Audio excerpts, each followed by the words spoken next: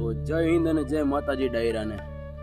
આજે સવારના પોળમાં ઉઠતા વેતને ખબર પડી કે આજે મારું ટ્રાન્સફર છે, યાની કે આજે મારે આ જગ્યાએથી બીજી જગ્યાએ બદલી થવાનું છે. પછી હું પહેલાં બ્રશ કર્યું, પછી દાઢી બનાવી, થાળી લઈને હાઈલા આપણે નાસ્તો કરવા.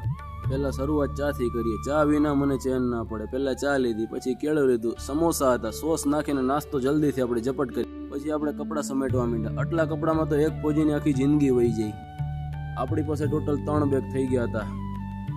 પછી શું રેડી થઈ, બૂટ પહેરી અને હાઈલા આપણે સીધા આ જગ્યાએથી બીજી જગ્યા ઉપર જવા માટે. મારી પાસે 3 બેગ હતા, એટલે આપણો મિત્ર આપણી પાસે મૂકવા આવતો હતો. ગાડી પણ હતી, પણ ડ્રાઈવર બીમાર હતો, એટલે મેં અને મારા મિત્રે થોડા દૂર હાલીને કપાવી, કારણ કે અહીંયા કંઈ વાહન નહોતું મળે, એમ બોર્ડર વિસ્તાર છે, એટલે બીજી જગ્યાએ જશું. પછી રોડેથી રિક્ષા મળી ગઈ. બધા બેગોને રિક્ષામાં લાદી અને હાલ્યા આપણે રેલવે સ્ટેશન તરફ. રેલવે સ્ટેશન દૂર હતું, એટલે રિક્ષાવાળાને કીધું કે ભાઈ રિક્ષા થોડીક ફાસ્ટ ચલાવો. રિક્ષાવાળાએ શોર્ટકટ લઈ રિક્ષાને સસડાટ ચલાવી અને ફટાફટ પહોંચાડી દીધા આપણને રેલવે સ્ટેશન ઉપર. પહોંચી ગયા રેલવે સ્ટેશન. કોઈ બેગ ઉપાડવાળું હવે તો રહ્યું નથી, એટલે એક બેગ પાછળ લીધું, એક બેગ આગળ લીધું ને એક બેગ હાથમાં લીધું. કંઈક આવો મારો સીન આવે છે જ્યારે હું બધા બેગોને એક સાથે ઉપાડીને હાલતો થાઉં છું ત્યારે. ખરેખર બહુ વજન હોય છે બેગમાં. મળીએ નેક્સ્ટ વિડીયોમાં. જય હિન્દ અને જય માતાજી.